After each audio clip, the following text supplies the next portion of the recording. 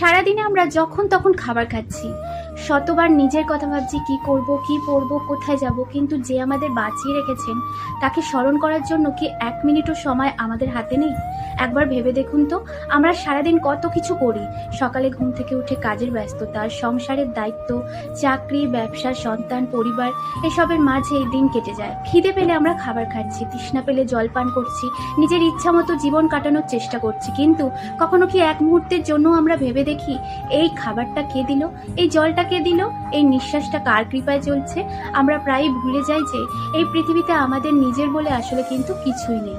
যে শরীর নিয়ে আমরা গর্ব করি, যে অন্ন খেয়ে আমরা বেঁচে থাকি, যে রূপ নিয়ে আমরা অহংকার করি, যে জায়গা জমি নিয়ে আমরা ঝগড়াঝাটি করছি, যে বাতাসে আমরা শ্বাস নিই, সব কিন্তু ভগবানেরই দেয়া। অথচ সেই দান গ্রহণ করার আগে আমরা কতবার তাকে ধন্যবাদ জানাই।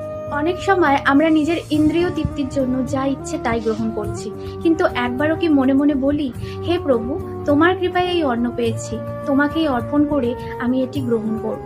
ভগবানের তো আমাদের কাছ থেকে কিছুই প্রয়োজন নেই, তিনি শুধু আমাদের ভালোবাসা, কৃতজ্ঞতা আর স্মরণটুকুই চান। খাওয়ার আগে যদি মাত্র কয়েক সেকেন্ডও তাকে স্মরণ করা যায়, যদি আন্তরিকভাবে তার প্রতি কৃতজ্ঞতা প্রকাশ করা যায়, তাহলে সেই সাধারণ খাবারও প্রসাদের মতো পবিত্র হয়ে ওঠে। ভগবানকে পাওয়ার জন্য সবসময় দীর্ঘ পূজা, বড় আয়োজন বা ঘন্টার পর ঘন্টা সাধনার প্রয়োজন হয় না।